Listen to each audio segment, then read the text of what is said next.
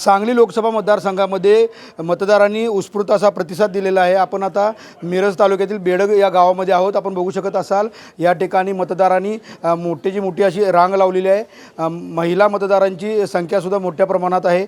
सकाळच्या सत्रामध्ये ग्रामीण भाग असेल, शहरी भाग असेल, मोठा उत्स्फूर्त असा प्रतिसाद मिळत होता। मात्र उन्हाचा तडाखा आहे, ऊन आहे, तरीसुद्धा मतदारांनी मोठ्या संख्येने मतदानासाठी बाहेर आलेले आहेत। प्रशासनानं सुद्धा उन्हाचा त्रास लोकांना होऊ नये यासाठी प्रत्येक मतदान केंद्राच्या बाहेर सावली केलेली आहे, मंडप तयार केलेला आहे। त्याच पद्धतीने पाण्याची सोयसुद्धा केलेली आहे।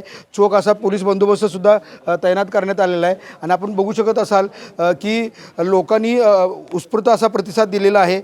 एकंदरीत बघता मतदानाची टक्केवारी वाढवावी यासाठी प्रशासनाने जनजागृती केली होती, विविध उपक्रम राबवले होते। त्याचा कुठंतरी फलित या ठिकाणी दिसतंय। मतदार मोठ्या संख्येने मतदानासाठी बाहेर आलेले आहेत। या सांगली जिल्ह्यामध्ये विचार केला तर 20 उमेदवार जरी निवडणुकीच्या रिंगणात असले तरीसुद्धा महायुतीचे खासदार संजय काका पाटील, महाआघाडीचे चंद्रहार पाटील आणि काँग्रेसचे बंडखोर नेते अपक्ष उमेदवार विशाल पाटील यांच्या तिरंगी लढत आहे। नेमकं मतदार राजा कुणाच्या पारड्यात मतदान टाकतोय हे मतमोजणीनंतर समजणार आहे।